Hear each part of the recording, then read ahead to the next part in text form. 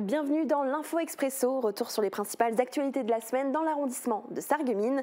Le Sarreguemines FC poursuit son aventure en Coupe de France. Samedi soir au Stade de la Blise, il affrontait l'équipe corse de l'AS Furiani Agliani qui évolue 2 divisions au-dessus.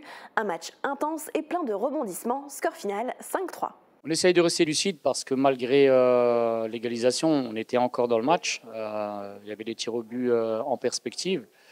Après, voilà, on sait qu'on a la capacité de pouvoir marquer des buts, de piquer. Et puis, on avait aussi une confiance dans notre gardien pour une ultime épreuve de tir au but.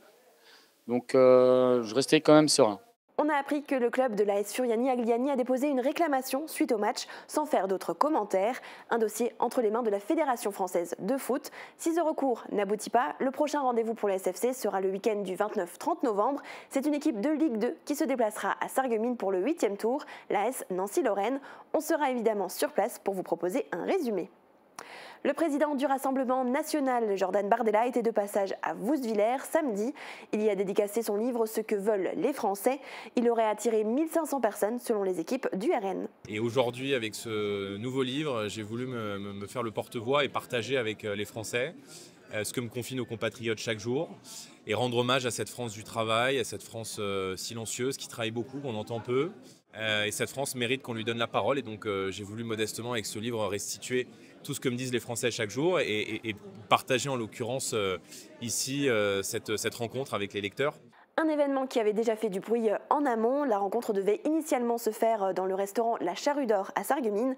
L'établissement a décidé de faire machine arrière après avoir reçu de nombreux commentaires haineux sur les réseaux sociaux.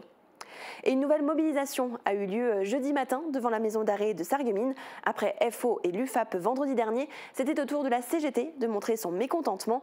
Les surveillants pénitentiaires mobilisés dénoncent la surpopulation carcérale qui avoisinerait les 200%. La grande difficulté, c'est qu'on a beaucoup trop de condamnés à l'établissement et que ça bloque, que ça bouchonne et que c'est pour nous compliqué de gérer. On est aussi là parce qu'on a des problèmes de management avec le chef d'établissement. On aimerait que ça change et qu'il adapte un peu sa manière de gérer les agents de la structure.